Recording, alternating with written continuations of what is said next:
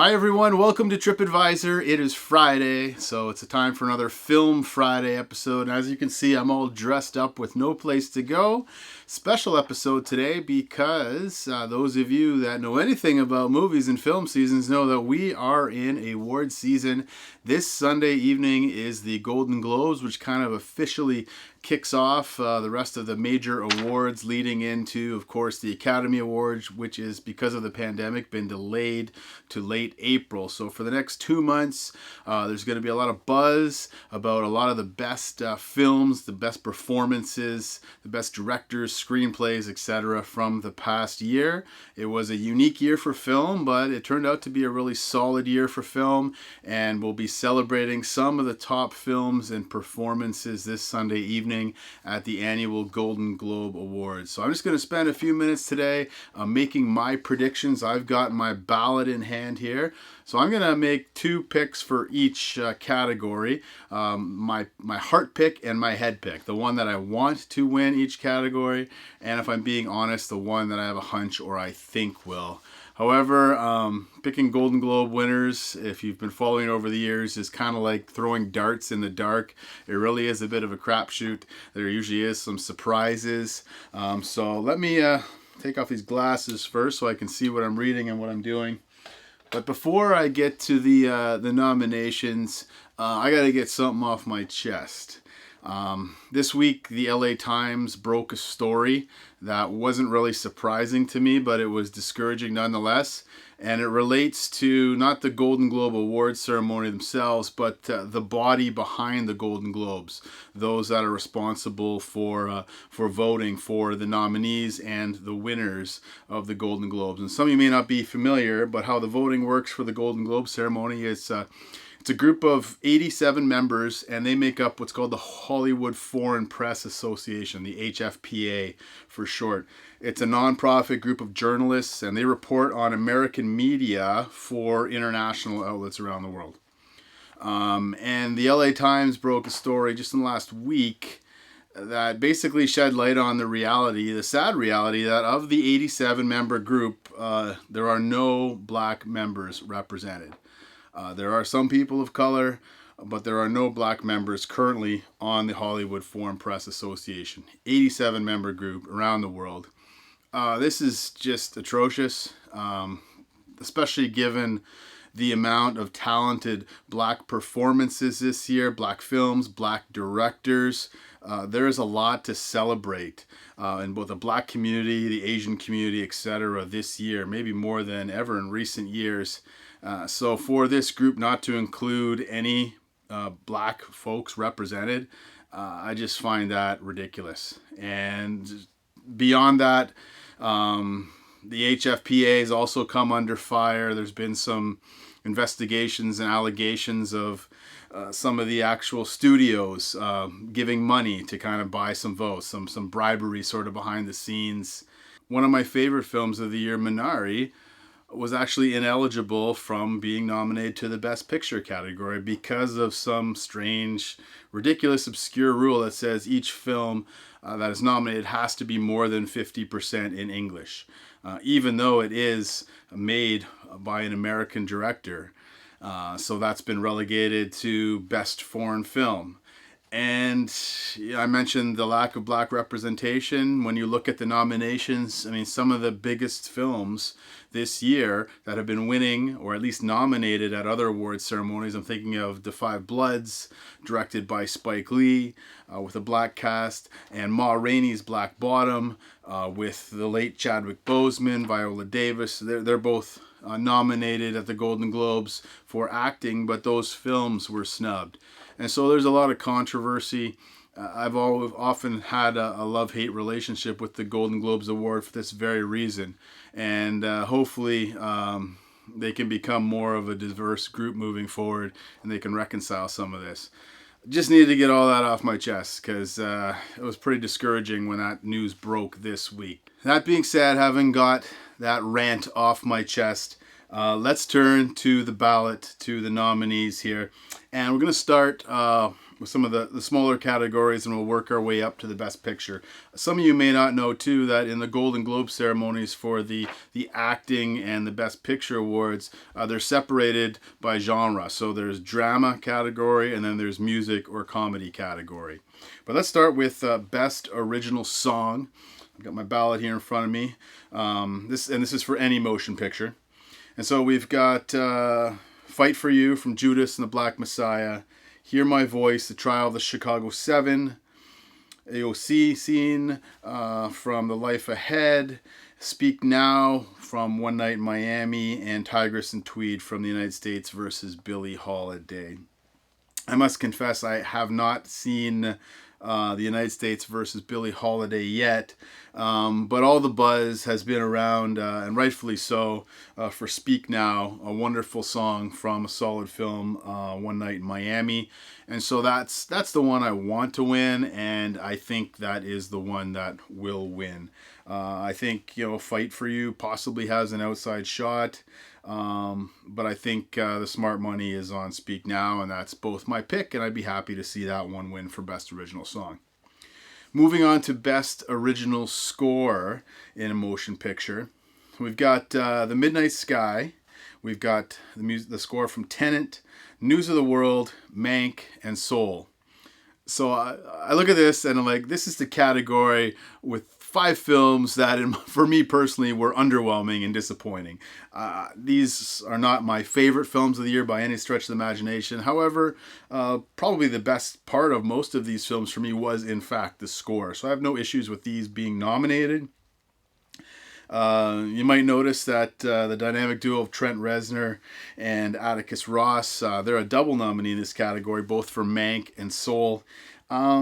Soul, I'm not big on Soul as a movie, as much as many others are. We'll get to that when we get to animated feature film. But I do think the score is really solid in Soul, and I do think that will win. And it wouldn't surprise me, and it wouldn't disappoint me. So I'm gonna go with Reznor and Ross from their beautiful score in the movie Soul. Moving on to Best Screenplay. Best Screenplay in a Motion Picture. The nominees this year are Emerald Fennell in Promising Young Woman, Jack Fincher, father of director David Fincher, for Mank, Aaron Sorkin for The Trial of the Chicago 7, Florian Zeller and Christopher Hampton for The Father, and finally Chloe Zhao for what has been the Best Picture frontrunner so far in this award season for the Academy Awards for the film Nomadland. This will be interesting. This will be an interesting category. This is where a little knowledge of the Golden Globes comes in handy, and the reality is the Golden Globes have a lot of love for Aaron Sorkin.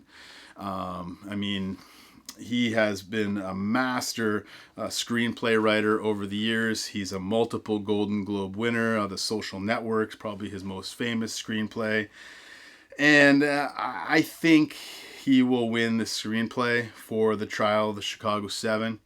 That being said, I would love to see The Father get some love here. I think this is a superb, phenomenal screenplay, and I would love to see Zeller take home a Golden Globe, but I don't think it's going to happen.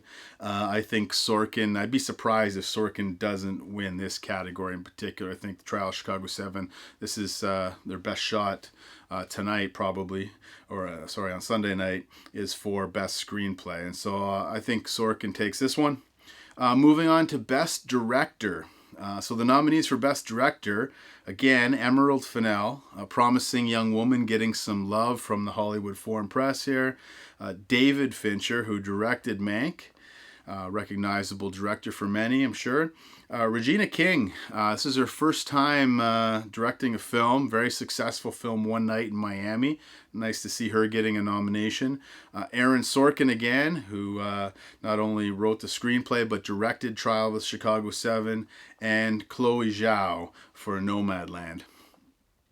Now, if this was the Oscars, I would say it's a slam dunk that Chloe Zhao wins for Nomadland. I think this is a beautiful film. I'd be shocked if she doesn't win the Academy Award for director, but this isn't the Academy Awards, this is the Golden Globes. And as I mentioned, they've got some love for some other people. Sorkin is more of a screenplay writer than a director. He did a solid job in Trial of Chicago 7, but I could see actually David Fincher nabbing this one for Mank. I think if there's one award that he's going to win in one particular award ceremony, it's going to be for the Golden Globes. So call it a hunch. As much as I'd love to see Chloe Zhao just win Best Director and sweep every award ceremony, I have a hunch and I have a feeling that David Fincher might take this one for Best Director for Mank. So that's my heart and head pick for Best Director. Moving on to Best Actor in a Supporting Role in any motion picture. So they separate the lead actors at the Golden Globes, but in the supporting actor, it's all lumped together. Don't ask me why. I'm not sure. They got some strange rules and guidelines in the Golden Globes. But Best Actor in a Supporting Role. So you've got Sacha Baron Cohen, who is a double nominee this year for his wonderful performance in the Trial of Chicago 7. You got Daniel Kaluuya in Judas and the Black Messiah. I just saw that last week. Phenomenal performance by Daniel Kaluuya. You got Jared Leto in The Little Things. I have yet to see that film, but I hear he's superb. Bill Murray, always a favorite of these bodies, in On the Rocks. And Leslie Odom Jr. in his performance in One Night in Miami, playing historical character musician Sam Cooke. This is going to be interesting, but like I said, I just watched Daniel Kaluuya's performance in Judas and the Black Messiah, and I was absolutely floored by his performance. As much as all of these other actors are solid, and a month ago I would have said Leslie Odom Jr., possibly Sacha Baron Cohen, but I think Daniel Kaluuya takes this, and frankly, I'd like to see him take this. I think it's well-deserved for playing his role of Fred Hampton, the leader of the Black Panthers. Did a phenomenal job. If you haven't seen the film, it's worth checking out. And I think he takes this award on Sunday evening. In the Best Actress in a Supporting Role category, the nominees are Glenn Close. She seems like she's always nominated for everything she does. In a movie that it's not really a great movie, but her performance is phenomenal in Hillbilly Elegy. Olivia Colman in The Father. That one I've seen recently as well. It hasn't hit theaters yet, but it's worth checking out when it does come. Jodie Foster in yet to be released widely film as well, The Mauritanian. Amanda Seyfried in Mank. And young Helena Zengel in News of the World. Young German actress making her debut. Does an incredible performance in a decent film, but really her performance was the highlight for me. This is probably the toughest category, I think, to predict of the evening. This could go literally to any of these five. I don't think Jodie Foster necessarily. You can make a case for Glenn Close. You can make a case for Olivia Colman, who's got some love from the Golden Globes in years past. She's a multiple winner. Amanda Seyfried was the front runner in this category in most of the award ceremonies for a while. And young Helena Zengel. Sometimes the Golden Globes, they love these younger actors as well. So this could really go a number of ways. I actually wouldn't mind seeing the youngster win this one. That'd be kind of neat to see, but I don't think she will. I think at the end of the day, it's between Close, Coleman, and Seyfried. Give me a three-sided coin to flip. I'll go with Glenn Close. I think, if she's going to win anything this award season, this might be her opportunity here for the Golden Globes. And so I'm going to go with her for her role, great performance in a subpar movie. All right, now we're getting into the big ones. Best Motion Picture Foreign Language Film. And I talked about the controversy with the film Minari. And folks, I'm going to be reviewing this film in the next little while. If you get the opportunity, please go see Minari on the big screen. This movie is exquisite. It's one of my favorite films of the year. But because of the rules in the Golden Globes, it is not eligible for Best Picture. So it has been relegated to Best Picture in a Foreign Language Film. And I'd be shocked, absolutely shocked, if it doesn't win. If it wasn't in this category, I would pick another great film, a Danish film. But you've got another round. You've got La Llorona, The Life Ahead, Minari, and Two of Us. I've only seen 3 out of the 5. But again, I'd be shocked if Minari doesn't win. I want it to win. I think it will win. And it's going to be in the conversation, certainly, for Best Picture and a host of other awards and some of the other awards ceremonies to come leading up to the Oscars. All right, Best Motion Picture Animated Film. Animated Film. I mentioned when we were talking about Best Score that I'm not as big on Soul as most of you and most people are. I thought it was an okay film, but certainly not Pixar's best. That being said, I will be surprised if it doesn't roll through all the award ceremonies picking up all these awards. But I'm hoping that Wolfwalkers can pick up the odd award or maybe the big one at the Oscars. It's probably a pipe dream, but Wolfwalkers, I'll be reviewing this film as well. It's my favorite animated film of the year. I hope it wins, but my head is telling me that Soul will win on Sunday night.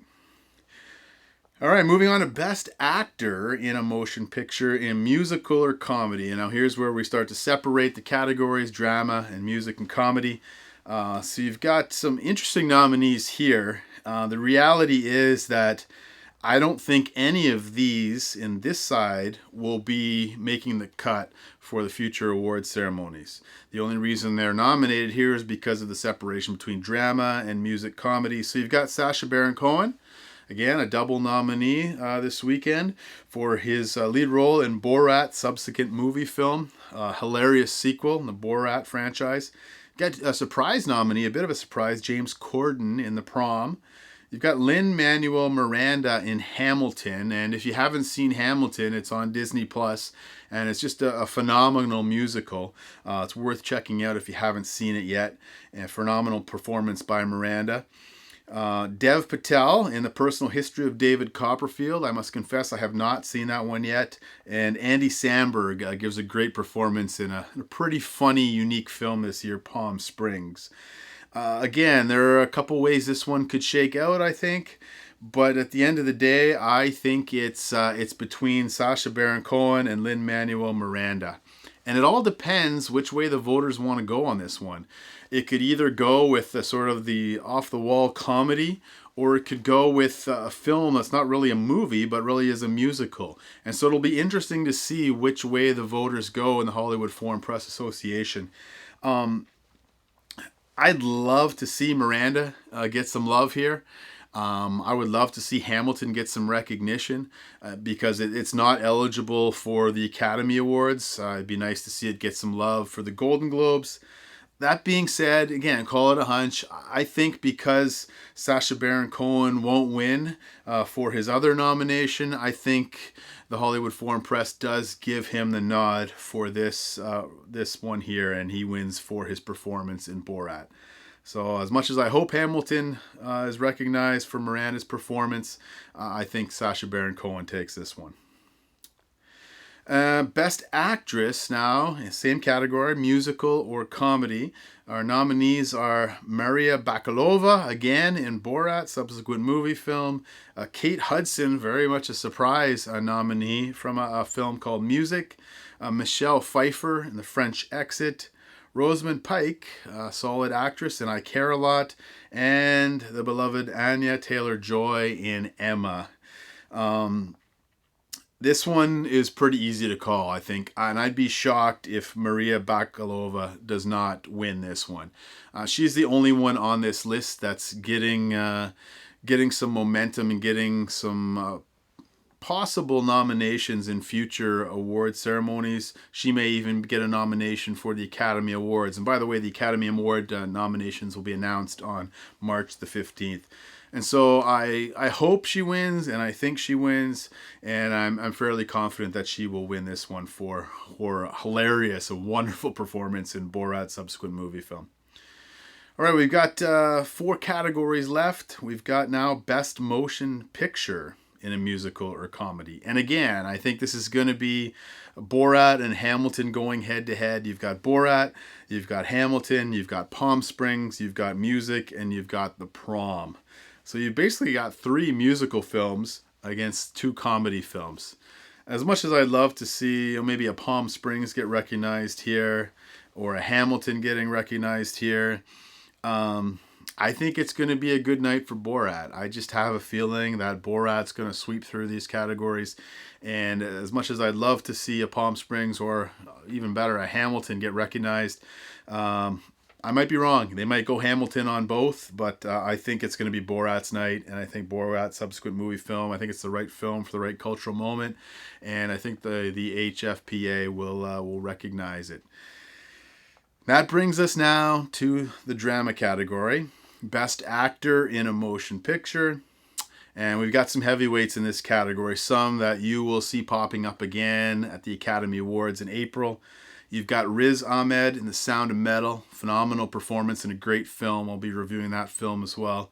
You've got, this is bittersweet because, as most of you know, I'm sure Chadwick Boseman lost his long battle with terminal cancer, but what a final performance in Ma Rainey's Black Bottom. Glad to see him nominated here.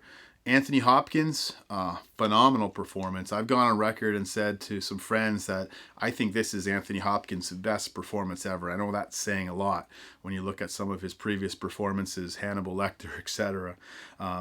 Obviously, good to see him nominated for The Father. You got Gary Oldman's performance in Mank being recognized, and a film that hasn't been released widely yet, but is getting some wide acclaim already from the critics, Tahir Rahim for The Mauritanian. Again, the smart money here is on Boseman. It's the sentimental favorite, but I don't think it's just going to be a sentimental pick. I think any award that Chadwick Boseman wins is certainly well-deserved if it's a posthumous reward. I think he will win for his performance in Ma Rainey's Black Bottom on Sunday night. Although it would kind of be nice to see Riz Ahmed get some momentum. I thought his performance in Sound of Metal was equally great, as was Anthony Hopkins. So I could see any of those three winning. But I think at the end of the day, it will be Chadwick Boseman taking it. But I'd love to see Ahmed win as well. Best Actress in a Motion Picture Drama. Again, there's a very good chance that these 5 nominees in this category, these could be the 5 nominees for the Academy Awards. It would not surprise me at all if these were the 5 names called in this category on March 15th. We've got Viola Davis again, although the movie got snubbed for Best Picture. It's good to see both her and Chadwick Boseman being on the ballot for Sunday night for Ma Rainey's Black Bottom. We got Andra Day for the United States versus Billie Holiday. Vanessa Kirby in Pieces of a Woman. The first half hour of that film, I mean, it's a good film, but the first half hour of that film is just hold your breath for as long as you can. She does a phenomenal performance in that film and well deserving of this nomination. And what else can we say about Frances McDormand? 2-time Academy Award winner for Fargo and 3 Billboards Outside Ebbing, Missouri, and just a phenomenal performance in Nomadland. Again, if you get the chance, make sure you go and see Nomadland. You're going to be hearing a lot more about that film in the weeks and months to come. And so she's been nominated. And Carey Mulligan.